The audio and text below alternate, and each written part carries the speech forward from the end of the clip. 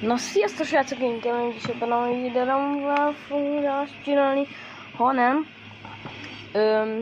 itt a Forza Horizon 4, vagy nem tudom, mert tegnap vettem meg a CD-t, de még mindig nem tudom, hogy 4, vagy 3, vagy 1, vagy 2, nem tudom, de már haladtam a játékba.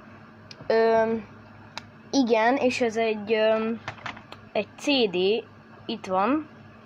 Tegnap vettem egy robotos játékot, meg a Forzát, meg a GTA-t. GTA 5-öt.